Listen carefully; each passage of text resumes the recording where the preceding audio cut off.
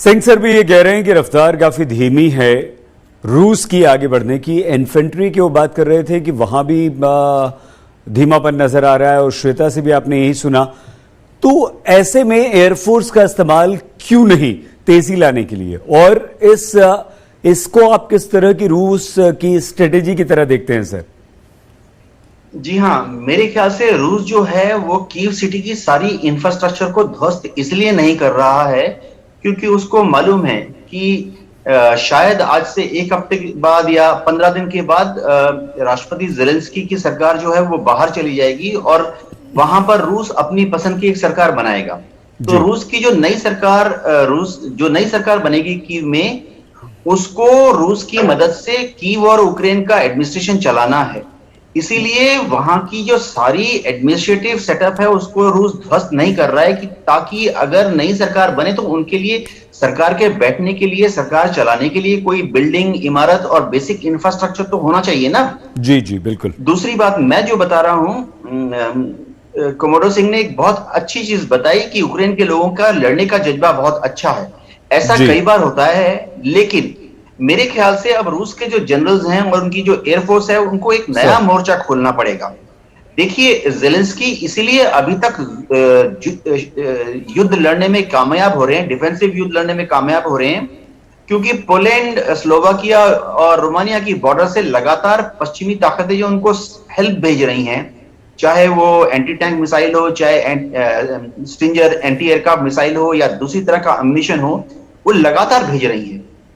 तो शायद अब रशियन जनरल्स को एक नया फ्रंट खोलना पड़ेगा, जो कि बहुत मुश्किल है। वो है कि वो बेलारूस के पश्चिमी भाग से दक्षिण की तरफ मूव करें, ताकि वो पोलैंड बॉर्डर को यूक्रेन के अंदर रहते हुए ही, और इस तरह स्लोवाकिया और रोमानिया के बॉर्डर को यूक्रेन के अंदर ही रहेगी रशियन फौज, लेकिन वहां पर बॉर्डर पर वो एक 50 किलोमीटर या 100 किलोमीटर बेल्ट लेकर इस तरह की व्यवस्था करें कि पोलैंड से, रोमानिया से, स्लोवाकिया से जो हथियार हैं पश्चिमी देशों से, वो अंदर स्मगल इन ना हो पाए। क्योंकि राष्ट्रपति ज़ेलेंस्की के पास जो हथियार हैं वो अभी कितने दिन के युद्ध के लिए बाकी हैं। मेरा एस्टिमेट है कि उनके पास जितने हथियार हैं शायद अंसारी। हाँ सर आइए प्लीज। मैं आपको थोड़ी क्लैरिफाई करनी चाहता हूं मैं कि देखिए, जो ईस्टर्न यूक्रेन है जिसकी ये बात कर रहे हैं देवनाथ जी, कि जो रोमानिया है, जो बुल्गारिया है, ये इसके बिल्कुल वेस्ट में पड़ता है। हाँ, वेस्ट ईस्ट के वेस्ट में पड़ता है। देखिए, मैं वो ब्लैक सी के अंदर बहुत ऑपरेट किया है, मैं ओडेसा भी पोर्ट देखी है, क्योंकि मैं मर्चेंट नेवी का कॉमोडोर हूं और वहां पे काफी मेरा एक्सपीरियंस उस सी के अंदर।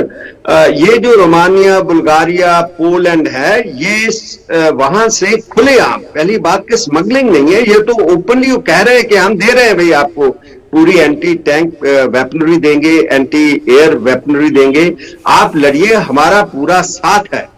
तो अभी जो इसका नॉर्थ है यूक्रेन का, वहां पहले बेलारूस है जो उसने दबोच रखा, जहां के बारे में आप सुन रहे हैं मीडिया के अंदर, हमारे चैनल के ऊपर भी, कि एक बहुत बड़ा काफिला आ रहा था, मगर वो काफिला जो है अभी तक पहुंचा नहीं। वो काफिला अभी टूट गया है, वो उन्होंने 2 हिस्सों में बांट लिया है, क्योंकि उनको डर पड़ा है कि ये जो घातक हमले एम्बुश करेंगे यूक्रेन वाले, तो उनकी अपने आप स्ट्रेटेजी चेंज होगी उनके जनरल्स की। बाकी रहा जो उसका ईस्ट में इसका रशिया का बॉर्डर लगता है, जिसके साथ खार्किव और ये दूसरे एक और शहर मुझे अभी याद नहीं आ रहा, वो आ रहे हैं, जहां जो सिर्फ 40 किलो 50 किलोमीटर के बीच है। अभी इनकी एयरफोर्स ने क्या किया कि क्योंकि वो बॉर्डर के बिल्कुल साथ है, ये तो ऐसे बात है जैसे अमृतसर, लाहौर है, वहां से फ्यूल भरा, अभी एयर डोमिनेंस उनकी है। यूक्रेन की एयरफोर्स तो नहीं काम कर रही, सिर्फ एंटी एयर वेपनरी है उनके पास। ये भर भर के ये आप जो सुन रहे हैं ना, बहुत के इमारतें तोड़ दी हैं कारकीव के अंदर, जो मेरियापोल, ये उनके बहुत इजीली उसकी रेंज के अंदर बिल्कुल साथ बॉर्डर पे है, तो इसलिए ये वहां पे ज्यादा कर पाए हैं। मगर जितना ये डीप अंदर आते हैं टूवर्ड्स वेस्ट, वहां पे इनकी बहुत तैयारी है। जैसे कीव है, कीव के ऊपर बहुत हैविली डिफेंडेड है। मुझे तो ऐसे लग रहा है कि जैसे बात चल रही है कि पैट्रियट मिसाइल सिस्टम बहुत एक्यूरेट सिस्टम माना गया है, और वो एक ऐसा सिस्टम है जो कि कई लड़ाई को अंदर अपने आप को प्रूव कर चुका है। और प्रोबेबली उनका थर्ड जो है, दूसरा एक जो एंटी एयर डिफेंस जैसे ये S-400 लेके आए हैं, वो सिस्टम आ चुके हैं।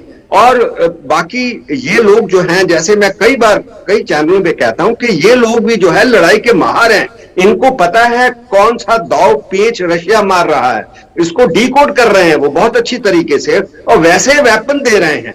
इसीलिए ज़ेलेंस्की साहब और उनकी फौज का जो दम है, जो जान है, वो बरकरार है। ये रीजन है इसका, क्योंकि ये लोग जो हैं ये रूस की रगरग को जानते हैं। तो इसलिए ये जो अगर आप बात करें, जैसे देवनाथ साहब कह रहे हैं कि वो वेस्ट में आकर इसको सप्लाई करें, वो पहले उनको ओडेसा पोर्ट जो है, ओडेसा का कंप्लीट एरिया वो कब्जे में करना पड़ेगा। वो कब्जे के बाद वो उस तरफ कोई अपनी इन्फेंट्री जहां कोई जो भी उनका फार्मूला है वो लगा सकते हैं। वो बहुत दूर की बात हो जाती है, क्योंकि वो तो अभी इतने धीमे हो गए हैं। उनकी फौज जो है, पैदल फौज, वो तो मुझे लग रहा है कि डर चुकी है, क्योंकि उनको मालूम है कि ये लोग हमको मार रहे हैं। पहले जैसे वो दावा 13,000 का था, 12,000 का, चलो आप आधा भी मानो उसको, तो 6,000 कैजुअलिटीज बहुत ज्यादा होती हैं। अभी जैसे श्वेता बता रही थी कि इनके कई टैंक जो आए, उन्होंने जेवलिन एंटी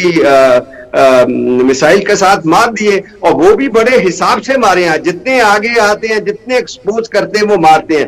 क्योंकि जब कोई फौज अटैकिंग मोड में होती है, अटैक मोड है जैसे रूस का, उसके देखिए लड़ाई के अंदर 60-70 के बीच मारे जाते हैं, जो डिफेंस में होते हैं उसके 30। ये रेशो है जिस तरीके से ये कैजुअलिटीज होती हैं।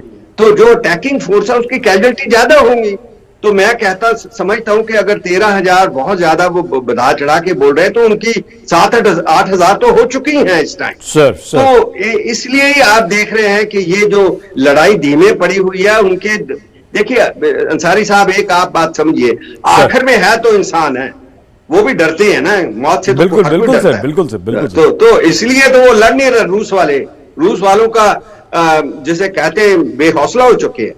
तो इसलिए ये लोग जो है ये अग्रेसिव बहुत हैं, बहुत रेजिस्टेंट। अभी एम्बुश कर रहे हैं वेपन्स के साथ। उनके वो जो नॉर्थ में आ रहा था, इनका जो काफिला कई मीलों का, जो हम बहुत दिनों से सोच रहे थे, वो काफिले को उन्होंने बिखरा दिया। वो अभी फॉरेस्ट एरिया में चले गए हैं, और इसीलिए बुखलाकर कहीं ये केमिकल और प्यूटन साहब ऑर्डर कर दे, बायोलॉजिकल और केमिकल वॉरफेयर कर दे, तो ये खतरा जो है, इसकी एक नई जो है वो समस्या खड़ी होने को आ रही है।